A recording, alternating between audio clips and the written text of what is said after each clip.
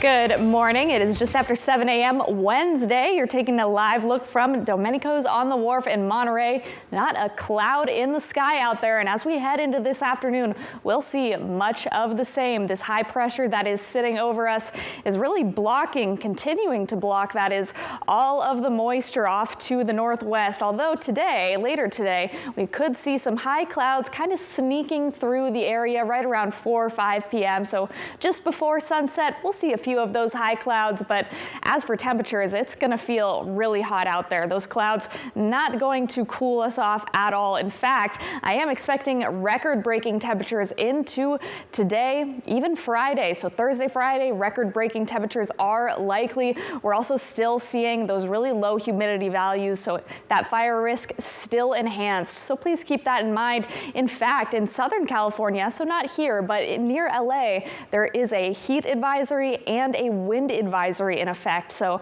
that heightens fire conditions, or fire risk rather, down in Southern California. So make sure that you are checking up on anyone who lives down there, as it is getting quite hot down there, 80s and 90s. So you'll definitely want to stay hydrated if you are venturing down to Los Angeles into this weekend.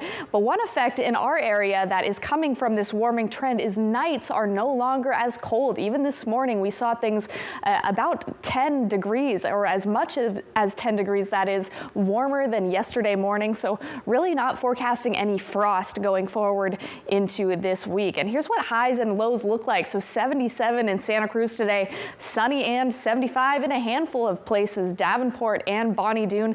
Summit area 72. That's one of the cooler spots today, but keep in mind 72 this time of year, still really quite warm. Just off the cusp of 80 in Felton, and we do make it to 80 in Scotts Valley, Ben Lomond, and Boulder Creek. Still some stubborn 30s overnight, but overall, those overnight temperatures are warming up and looking much more comfortable. So lower 40s for Capitola and Santa Cruz. And Salinas today could break a record. We have 83 for your forecast high. Our record is 81. So definitely could break that. Gilroy, also a potential record breaker. Your record is 78, and we have you at 79. So if that checks out, could be another record there. High 70s all the way over to Hollister, and we still have some 30s overnight for places like Hollister, San Juan Bautista.